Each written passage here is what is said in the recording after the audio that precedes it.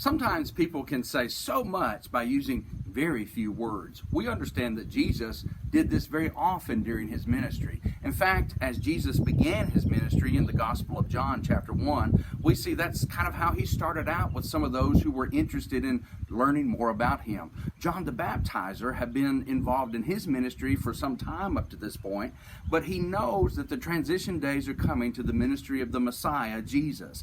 And he points out to even his own disciples that Jesus is the Lamb of God who takes away the sins of the world. In chapter 1, beginning at verse 35, John the Baptizer pointed this out to two of his disciples.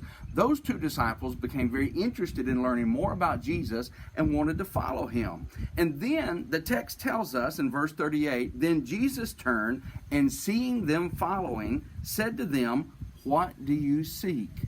Jesus just asked that very simple little question, what do you seek? He wanted to know their motivations. Actually, Jesus already knew their motivations.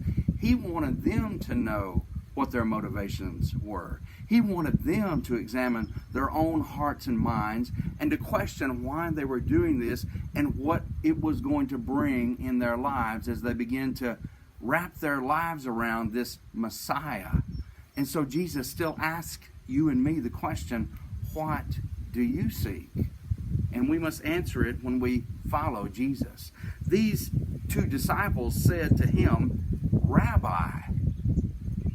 We must acknowledge Jesus just like they did as the master teacher. And then they asked, "Where are you staying?" You see, if we're going to follow Jesus, we must find where he is. And that's exactly what they wanted to do. And then Jesus responds to them in the next verse and says, "Come and see." And then the text tells us that when they came and saw where he was staying, they remained with him that day. You see, Jesus still says to you and me, come and see. See where he is. See who he is. See what he has to say. See how it applies to our lives. And then it tells us that those disciples stayed with him that day.